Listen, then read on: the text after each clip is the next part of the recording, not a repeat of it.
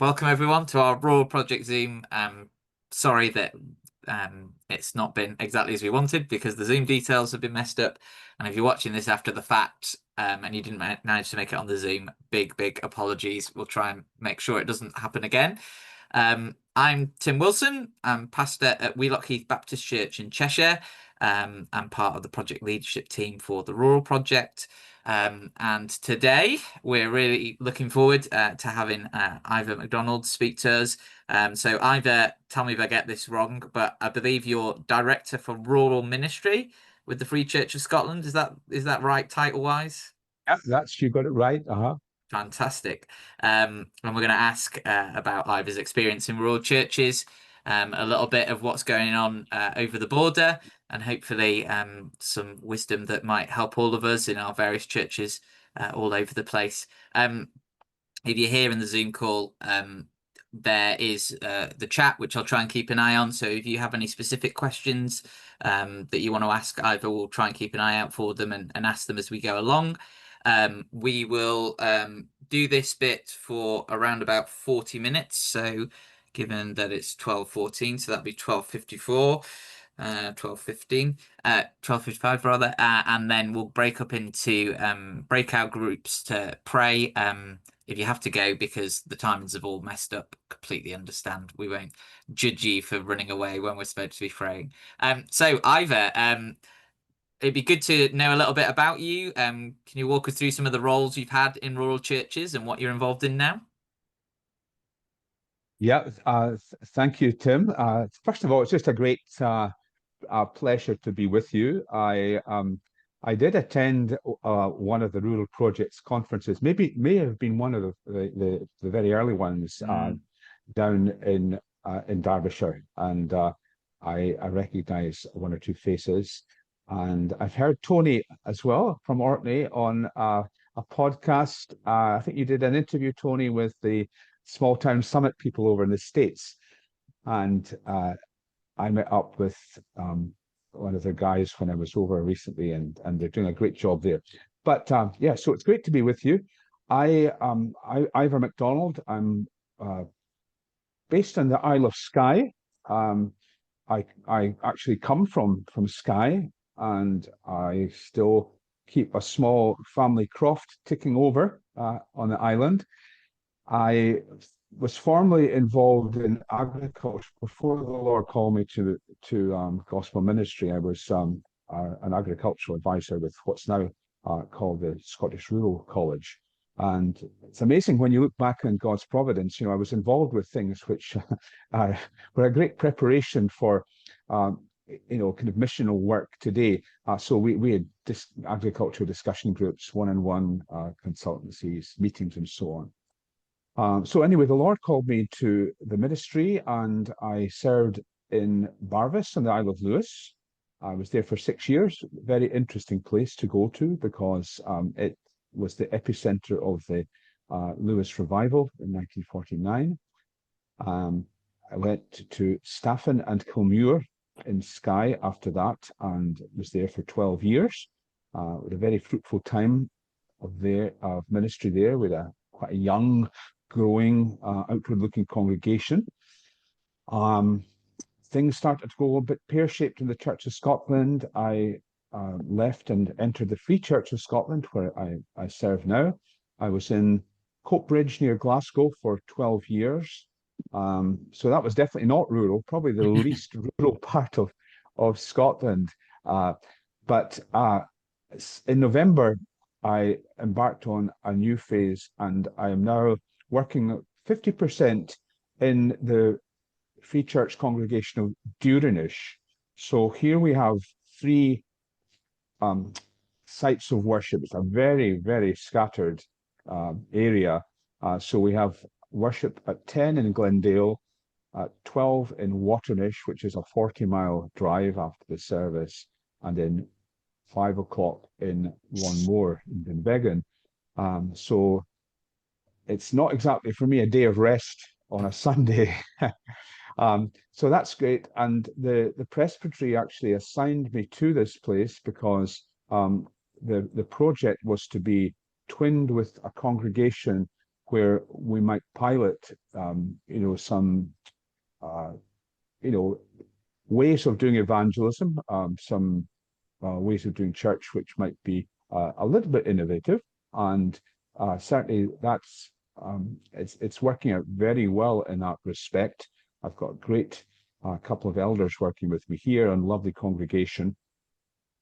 And then the other part of my time, which I think is probably what you're more interested in, is our Centre for Rural Ministry project. And that, again, it's something I've been working on for since November, so it's quite early days there. I'm 50%. I have a part-time admin and a team of 7. So we are that's actually a key part of the work. It really extends the work. So I'm under the oversight of one particular presbytery, but we have a Scottish-wide remit to encourage and empower rural congregations within the denomination. So our team come from quite a wide variety of backgrounds. We certainly have 2 or 3 of them are involved in farming directly. One of our team, a lady, she farms 1,000 acres over in Aberdeenshire. And then we've got a student, we've got a teacher, and they're quite well scattered over rural Scotland. What do we do? The way that I communicate our tasks, our operation is under the rubric of 3 R's. So we do 3 R's. We reflect on rural ministry. I'm not sure what you guys think, but my impression of many is that rural is very much overlooked. That does seem to be shifting quite a bit, but certainly within the Free Church, there's been a lot of emphasis on urban church planting. And we haven't planted any village churches. This is a real gripe of mine. We need to be serious about planting in places simply because they are out of the way and inaccessible. That seems to be an important metric. And because of that, I think sometimes those of us that minister in rural places where things are small and under-resourced can be a bit discouraged. And to have a strong foundation of a theological rationale behind what we do is very, very important for sustaining rural ministry. So trying to engage a bit in that. And that involves posting articles from time to time. That's in its early stages. We want to do a lot more there. But we also have conferences. We have our main one is in Dingwall, which is probably situated the nearest we get in Scotland to a Bible Belt. There's a lot of evangelical rural churches in that area. But we also are hoping to go up to Caithness. So Tony, not so far away from the lovely Isle of Orkney. And we want to do something for folks who would be struggling to travel far, down to Dingwall for that. So September 13th, we're hoping to bring rural Christians together, not just from the Free Church, but from all congregations that are like-minded, and encourage one another. We'll have some keynote speakers, and generally we just hope to kind of shake things up a wee bit. We're also going down to Argyll, which again is another part of Scotland which can feel left behind, down in Campbellton, 3.5-hour drive from Glasgow, and we're holding one there as well. So 3 conferences to reflect together. We try and resource congregations. So one of the ways that we do that is to connect congregations in partnerships. We do that. We're trying to do that within the denomination. So, for example, strong congregation in Inverness, like Smithton Free Church, we'd like to see partner one of our struggling congregations in the south of Skye. We are Presbyterian. That means connectedness doesn't always work out so well in practice in terms of a flow of resources. We want to see that happen a lot more. Also, partnering with Presbyterians overseas. So we've got a very strong connect with the Presbyterian Church in America, PCA, and meeting a group from 5 PCA churches tomorrow in Fort William. And we want to try to connect well and see some kind of mutual interchange and encouragement. And then the third R is recruit. Now, there is a UK-wide problem in recruiting gospel workers for the harvest field. And I believe that, that is being reported across the denominations. It's not a reflection of whether we're evangelical or less so. All of the seminaries and main church bodies are reporting this. So we're trying to play our part in the creation of something of a pipeline. And what we do for the rural end of our ministry is we have a couple of events a year, which we call the Gathering, and we invite 20s and 30s to come along to that. And they are here it's based on Skye, and we have 4 days of living together in community. The first third of the day is spent with doing hard physical work. So we work on a croft in a local farm, and folk muck in together, and they see some rural skills that they've maybe never experienced, and they enjoy that. In the afternoon, they have fun. They tour around Skye in cars, see some of the nice parts of the island. And then in the evening, we have worship together, and our aim is to showcase the opportunities that there are in the rural church. Our message to young people is that you're at crucial points of life, making big decisions in terms of where you're going to live, what you're going to do, how you're going to fit into the church. Go for maximum impact. Go to a rural congregation where you can really help things. So a number of places where there's great potential, but they're just crying out for people to come. Well, we did the same. We have a youth conference, same kind of message, maximum impact. Think of rural. So that is, a very important part. We did one in May. We had about 10 folks there, and we have another one coming up in August. And we are hoping to have about 8 young folks come along to that. So that's what we do, reflect and resource and recruit. And we're trying to really encourage our rural congregations to be as fruitful as possible under God. That's great. That's Very great. long-winded response, Tim, to your No, no, question. don't worry. We don't mind long-winded. We're all pastors. We all have it. But no, it's great. It's really encouraging to hear all the things that you're doing, and lots of things there to think about on our end as well. So for those of us south of the border, which I guess is most of us, not Tony, very much north of the border, and north of even the mainland of Scotland there. What are the challenges and encouragements in rural Scotland if you were trying to summarize them to someone who isn't fully aware of the scene up there? Yeah. I think Scotland is different. There's no question about that. And uh, some of the issues are, even within Scotland, quite different, very different cultures. So we are in probably quite a changing culture in Skye, which was Gaelic culture becoming a lot more diverse. And there are village cultures in Aberdeenshire, which are very different too. Um, my my perception is that secularization has hit Scotland even to a greater degree than England, which is really sad. And I don't think it's any different in rural, because the Mm. statistics tell us that the area of Scotland which has the lowest percentage of church going is Dumfries and Galloway and Kirkcudbright area, so southwest Scotland. Ironically, the area still labels itself as the land of the Covenanters, but there is under 3% church attendance of all stripes there. So that is, it's a big problem. And then, there are kind of challenges which would be common to all rural areas, but accommodation for our young people is very difficult because of the steep rise in housing prices.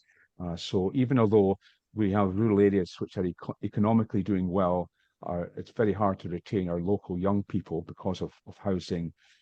Um, Sometimes the church culture in rural congregations here has kind of parted company from the the community's culture, and there's a challenge of connection to be made.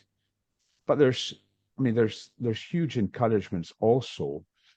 Um, so my work has meant I've visited a few places, which, and some of them are very exciting. Um, we've got a congregation, for example, up in Thurso, where they have a small congregation of, I think around 40 people attending, and they're building up a strong team ministry there. So quite interesting dynamics. There was one of our guys in Edinburgh, in St. Columba's Church, recognized that they had about a dozen people from Caithness, which is right in the north of Scotland, within the congregation. And he suggested that some of the young folks think about, relocating back home to serve the church. And some of them did respond to that. And they had enough young guys that they're able to, they've ordained deacons and some young elders from that group. They also had a seminary professor who moved back, Mhm. and he is training up some of the young men to preach. And they have now re-established church services in Betty Hill, which is a very rural community 15 miles west of Thurso. They're looking to go further into the hinterland and renew another church in Skerra. And they also hope, with huge gospel ambition, to take a replant in Wick under their arms. So um, that's a great example of the kind of situation I would love to see replicated. So you have a congregation which is actually strong, but doesn't see its strength as something simply to um, build up its own church community, but sees itself as a servant to the wider hinterland around it. And uh, sometimes we talk about resourcing churches, and they're not really doing an awful lot of resourcing of other places, but they are building up their own little empire. And Mhm. it's great to see a servant spirit, a genuine servant spirit demonstrated. So Thurso and North Coast congregation is a great example of that.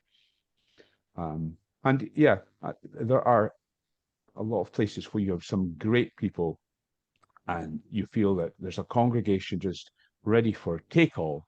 And what's needed is just one or two people to join and to share the load a little bit. Um, and that would make all the difference. Mm. Mm. That's great. Um, you've obviously made a move from urban to rural or rural to urban and back again. A lot of young pastors, in my experience anyway, have maybe done their assistant pastor, their seminary in an urban area. Um, and then moving to a rural area, there's differences that they might not expect. So if you had a pastor who was moving to a rural church from an urban area, an urban church maybe, what advice would you give about the difference between Glasgow and Skye, as it were, or whatever it may be? Yeah, I think in rural, what really counts is the forging of relationships. Mm. It's true in every gospel outreach, but it's especially true in country places. It's really important to engage with the community, to love the community in which you're set, and for people to know that you love it. You do have to turn up at all sorts of things which you probably would find excuses for not attending otherwise, but it's really important to be there and to be meeting people. And likewise, the church may have to be challenged to have a change of cultural mindset so that it sees itself as a community church. It's there for the community. Its buildings are used regularly by the community. It's a servant of the community. Um, I think you need to be both patient and radical. So it sounds like a little bit of a contradiction, but I think in a lot of cases, unless you actually are radical, the church is going to die before it turns around, and so you need to have a really firm grasp of what you see as important in the dynamics of a rural church, and try and steer it in that direction, and be patient for the results, because um, it's often a slow burn in rural, and that's just the way it is. Um, and I think guys that are either in their first charge in a rural context or move from an urban to rural will be tempted to move on too quickly. And you have to stick in there. We're in it for the long haul.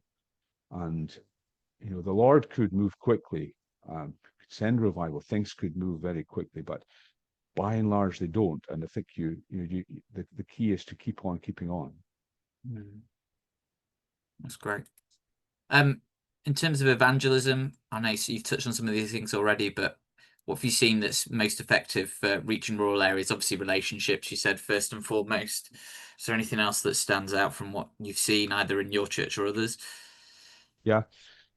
Again, things that involve community are, are are effective. I think the overriding principle is that um, the church is God's great instrument of mission, because it exemplifies community. Our God, who lives in the community of Trinity, is manifest in the community of the church. So we need to do that, and have those kind of activities and events which are inclusive. So when I was in Skye, we used to do things that we ran a kind of a day down on the beach where we had a kind of community events. We did beach games, we had a barbecue, and you know there was limited opportunity to actually preach the gospel, but we did connect well with the community. We ran meals with a message. Again, they were good. I think Christianity Explored works well because it's based on community. Um, and most recently here in Duranish, we had a men's breakfast. So we specifically set it out to not to be a prayer breakfast, but to be simply an event for men. Our theme was well-being, kind of looking after your kind of mental welfare. And our guys, our own church people really invited well. So we had 12 came along to that. 5 of them were not churchgoers at all. 3 of the 5 were in their 20s, and one of that 3 has started attending, and I'm now doing a one-on-one Bible study with him. He comes along with his partner. So um, it's really encouraging to see that that kind of fruit. The again, many of you folk on the screen will be more familiar with the whole quiet revival thing, because it's been documented by the in England and Wales, and the statistics are quite encouraging that men in the 18 to 24-year group are very much open to coming along to church, and that 31% have said that if they were invited, then they would come. Uh, I don't know how that's working out in Scotland, but the guy that I'm working with just now, one-on-one, I would say he probably fits into that category, because he had previously described himself as an atheist, and he's now kind of rediscovering what he had heard when he was in primary school about the gospel. So yeah, all of these things are really important. Much more important, the ongoing relational kind of evangelism. I think is much more effective than the huge, flashy, big event. Mm-hmm. Yeah. And you mentioned earlier on about how many pastors and churches struggle with a bit of discouragement, that it is a long slog. Um, they could potentially go years without seeing somebody saved, maybe numbers falling. Um, have you had any advice for someone struggling with that kind of level of discouragement in the ministry? Yeah, yeah. I think that's a good question, Tim, because it is a reality. We can all pretend that things are going fantastically, Mm, and we've had relentless growth for the last 20 years, but it's not always like that. And I think it's important for us to, um, I think a breadth of interest is very important. That we should, have interests outside uh, the confines of our ministry work. mm, Um, So I personally speaking, I've found having my croft, which is a small holding, it's a huge release for me. So if I go there my day off, I I just get physically tired. Don't think too much about church things, and it's great. And I do have an ongoing interest in things agricultural, and I we had a presbytery meeting yesterday, and one of the guys was sharing how he was, he's a fisherman, and that was his means of maintaining sanity and also working more efficiently. Because I think when we do take proper time off, we can work better in mm, the remaining days. Uh, so I think maintaining our curiosity for God's work, whatever that is, it might be, just literature for some, or in my case, it's agriculture or fishing or whatever. These are important, and friendships are really important. So when I've recently, I kind of felt under a bit of pressure. I arranged to meet up with two close friends that I've had over the years, and that's a real, you know, gift from the Lord, that you can have brothers who will come alongside you, and you know that they want the best for you, and they're not judging you, and they're going to be there for you. And it's really important when we hit the bumpy bits that we have that. And then just the perspective of the long term, that uh, rural ministry um, does tend to go in cycles, and therefore, if we are patient, God will take us through the the cycle of small things, if He wills, to a time of greater encouragement. So I think to avoid the knee-jerk reaction, that I would be better used elsewhere, which is often misguided. Uh, to remember that we're in it for the long haul, and to wait in the Lord to give the fruit, the harvest from the seed that we're sowing. Uh, I think that's important. We have to be sowing seed. If we're not sowing seed, then we've got no right to expect the Lord to bless us. But it's in His time and in His way. mm. Yeah, that's really helpful. That's so true. Um, I've not seen any questions come through, and I'm not sure whether I've just got things set up wrongly. Is there any questions anybody wanted to ask? Feel free to shout out if you do. That's all right. Well, I've got a follow-up question from something you said before, Ivor. You mentioned getting these young people together and come and have an experience, which I think is really, really interesting. We're quite different from you. We're a village, but we're not far from big towns. But one thing that we do see regularly is that our 20-year-olds, they stay at home for a little while and then eventually they disappear off to go to city churches because that's where the jobs are.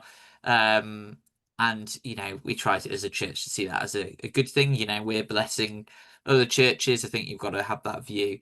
But it is a big impact, and I know for a lot of the guys on the call here and attached to the Rural Project, what you've said is very true. Like the communities, they're getting older. It's harder for young people to get homes in the area. It's hard for young people to get work in the area.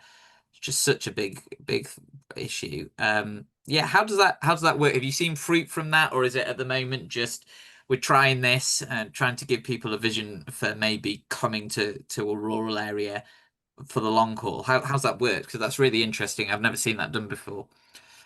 Yeah, it's very early stages, so I don't think we can really assess, Yeah, the what impact effect. it's had so far. Mm. But we would, um, yeah, I think we want to. It's just a case of awareness. So we do put a lot of videos out on our social media, and some of them are showcasing congregations where there is something happening. And I think the perception sometimes of rural churches by young people is, if they're from the area, they just want to spread their wings, and which is a good thing for a Mm. while. And then, but we hope that they'll come back, and that sense of heritage and belonging is important for them. Um, we see that in that example I gave of Caithness, appealing to uh, people to rediscover their roots and serve the Lord where they came from. And for urban people to see that, that there are very distinctive opportunities in some of our smaller places. For one thing, what I try and get across to folks is that if we have, we aspire to having, planting healthy gospel churches. If a healthy gospel church folds in the city, it's a setback to the kingdom. However, people are usually within a traveling distance of a healthy gospel church. Mm. If a healthy gospel church closes in Kintyre or Ardnamurchan, it's a disaster Mm. because people will not hear the gospel. And, people who are not Christians are not going to travel, into towns or cities in order. Um, they're not they're not chasing the shepherd. They're lost sheep. The shepherd needs to chase them. Mm. So there's that huge need, which is a challenge to our young people, and also the tremendous opportunities. I mean, what's not to like about many of these places, which are saying they would like people to come and serve? They've got a lot of things going for them, and they you can actually feel a lot more involved in a place where you're not just queuing up to be involved in a rota. You can actually be deployed well and find fruitfulness. I think what is difficult is that people are put off when they think they may be overwhelmed. Few people want to go into a situation where they're just going to have everything dumped on them, and so a mindset of a team ministry with as many sharing the load is a very important shift to be trying to make. Mm. Tony's got his hand up. Tony, do Yeah, you want to? thanks, Tim. Just an observation and maybe a part question, really, for Ivor is the place of hospitality and intentional, strong discipling within the existing congregation. Some of you will know that we are currently in partnership with 20 Schemes. Our Mez and Miriam McConnell moved up from Edinburgh, and Mez is pastoring Grace Church Orkney. And the single most important thing that has come as a consequence of that is the intentionality that they have in one-to-one discipling of the existing members has caused people to grow enormously, and not only that, but become much more evangelistic in their outlook and much more, and this is just in a year, able to share the faith. So we started with 11 members, we grew to 8, and we're now at 14. And a lot of that is to do with the change in gospel culture that occurred. And I wonder if you can speak to that. And I know other free churches, sorry, have some connections with 20 Schemes already. But just the question of A, hospitality, and B, intentional, strong discipling.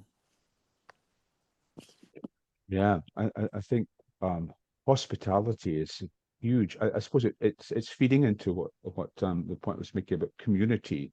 That's kind of small group community is when you have people around to your home after Sunday service, and you share at a deeper level, and that is definitely something which we're going to be trying to develop here. We've increasingly finding that having church meals is more and more difficult because of all the red tape, but nobody's putting red tape around what we do in our homes, so we can have people back, and that's a great way of developing fellowship. When I was a student, I was at a church in Aberdeen when the late William Still was minister, and that was a very big emphasis within the congregation.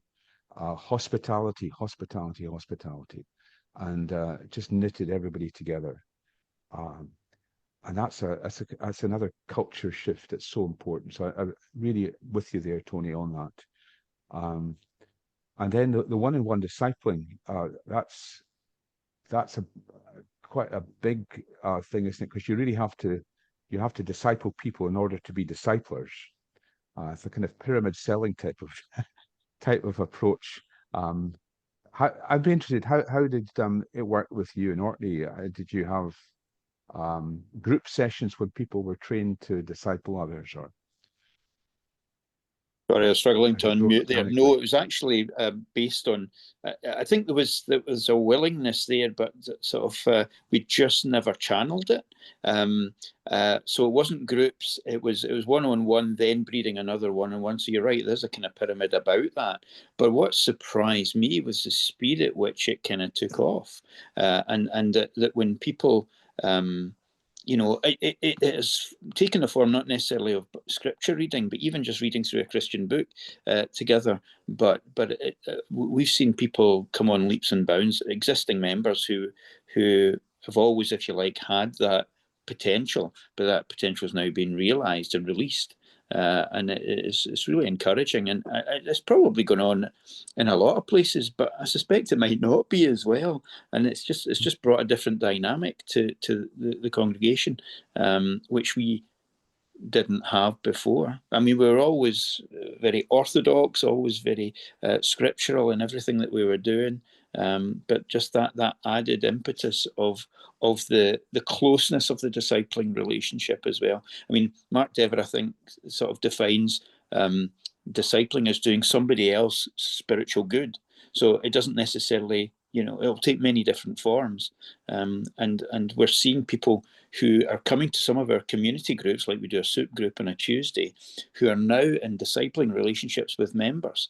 That is it's not necessarily one-to-one scripture reading. It's not the word one-to-one, and it's not Christianity explored, but it's bringing them in, and they're starting to get it, just from that discipling relationship. It's interesting.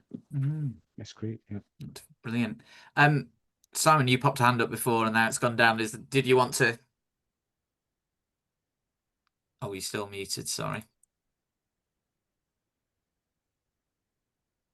Hello. Hello. Oh, great. Okay. Sorry, guys.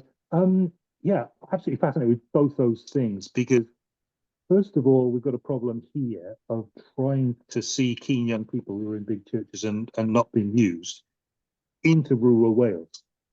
And we've done some work on that recently. I wonder, really thinking about these weekends and stuff for younger people from bigger churches in rural areas to get a taste, fantastic idea. I'm going to try that.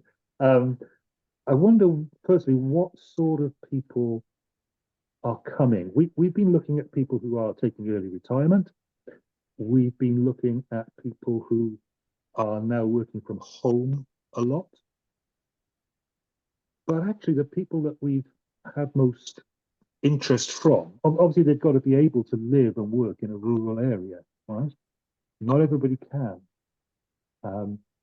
But we've seen folk coming who want that closeness of discipleship development, which they'll get in a smaller church, and maybe then really not getting in a bigger church where the party's great, but the depth of discipleship contact and contact with people who love that definition from Mark Dever. Wasn't that brilliant?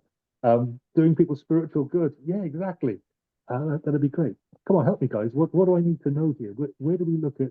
Who are we looking at to try and draw them into rural context or back into rural context? what sort of people can we expect, and how do we then set about that discipleship thing? I'd love to know what Mez is doing up there and what the church up there are doing as well. Teach me. Mhm. Anything to add to that, Ivor? Any answer? Or are you still at the stage like with Simon where you want this to happen, but you're trying to figure out Yeah, how? I thought he was asking Tony about Oh, about Tony. the. I'm Uh, happy to come in on this as well, Yeah, go for it, because mate. what Ivor said, what's going on in Thurso, hasn't yet been replicated in the church in Orkney, but it has been in general practice, and I can only speak to that, having been a general practitioner here for 20 years. Um, People are comfortable with what they know, and if they've come from a rural area, they often love where they've come from. Even if they hated it when they left, by the time they've lived in a city for 3 years, they've actually remembered what they really liked about their rural roots very often. And it's drawing on that. And I think it's really interesting. It was at college, wasn't it, that it was identified as the three guys from Caithness. Well, get back up to Caithness then. But in Orkney that happened organically because these younger folk had in the mentality is they're from Orkney, so they'll go back to Orkney. I just wonder if that is something that can be developed in rural Wales. That sense of identity about where you are. That's you. Do you know what I mean? And yeah, you'll get the big city lights and whatever, and maybe it's just something weird about Orcadians, but many come back, and it's been maybe a cultural thing over the years, but a lot do come back. So it would be, if you've got folks going from training, try and encourage them to seek their roots again. yeah, I think also, Simon, you mentioned the kind of idea of getting a taste for rural if you're from a different background. And when we're looking at men and women coming into gospel ministry in all its variety, then I think apprenticeships have got a big role to play as people try to test out their sense of calling. They can be deployed at the same time and be very useful in a certain context. I know the rural project, it's kind of, which end of seminary do we invest our money in? So I think there's, a lot to be said on both sides. Do you put it into the kind of post-seminary support of somebody who might then go on to church plant after being with having a residence for a while, and that's a great idea. And I think also, front loading that with young people who are not quite sure, who are a bit further, back in the pipeline, but who could benefit from seeing just the opportunities that there are there and be useful. Yes, at a lower level, but definitely useful in a congregation. And also, quite frankly, cost less money. So there's that aspect, I think, which is worth exploring. That's really helpful. Peter, you had your hand up before? I think it was Peter. Yeah, it was. Yeah. Yeah, if you've got time, I was just wanted to ask you, Ivor, from your, I guess, your agricultural background, is there ways in which you see connecting with that community particularly, which have been effective for you? It's something we've not got many people in our congregation which are from that kind of farming background, and we've struggled then therefore to kind of connect with farmers and the associated kind of trades who go alongside that. Just wonder if you've got any experience or wisdom. Yeah. Well, I chair something in Scotland called Agricultural Christian Fellowship, which is really it's a kind of relative of a UK-wide ACF. So when I was after I graduated, a lot of benefit from guys down in the Midlands who were thinking through the gospel implications of their vocation in agriculture. So we've got a mailing list of about 40 farmers, and they're mainly farmers, so they're kind of directly involved in the industry. And we have a couple of Zoom calls a year, and we try to meet up on a farm once in the year. And it's interesting. I think I was just pondering what we would do in our next Zoom call, and we'll probably try and share our ideas of mission in the farming community. I know that there's, we have one woman up in Sutherland who has a carol service using some empty cattle courts on the farm, and it's a big hit. And I think you're where Tony's fellow elder, I think there's something similar in Orkney, and directly connects with the farming community. But I find that this just keeping direct contact with Christian farmers has been a great thing.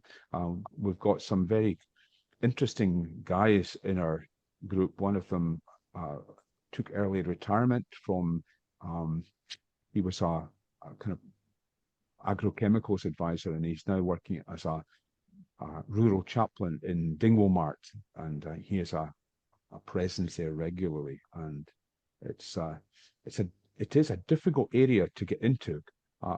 When I was in agriculture, I found the farming community were actually quite secular. You think that working with nature, it's going to be different, but there was a very low level of Christian interest. And because the nature of the work is so isolated, it's quite hard to connect. On this subject, the Fedintosh Free Church minister organised a harvest service in Dingwall last year, and he did it in conjunction with the mart itself. So they had a number of farmers who sold through Dingwall. They had a good connection. There's some very sympathetic people as trustees of the mart. And we had a pack-out service in Dingwall, and there's a number of people from the Royal Scottish Agricultural Benevolent Institute speaking about well-being. So we were trying to kind of make it as broad as possible. Callum gave a fantastic gospel message. We had great praise. We had a super time together, and then lots of eats and tea and coffee afterwards. It generated enormous goodwill, and it was largely the farming community that attended it. I thought it was just a very good example of good practice, trying to connect with farmers on their own turf. Yeah. It's really helpful. Before we go to prayer, Ivor, we'd really love to know if there's anything we could pray for you personally, church, ministry. It'd be good for us to pray for you as well as pray for each other in our small groups. Thank you so much, Tim. I'm faced constantly with the challenge of balancing, the two aspects of my work, and sometimes it just it can get instead of doing two 50% jobs, you're ending up doing two 100% jobs. So pray for wisdom for that, and I suppose just wisdom to discern where to best devote our time in the work, because it's a huge area and you can get spread very thinly. I value that. Yeah. Oh,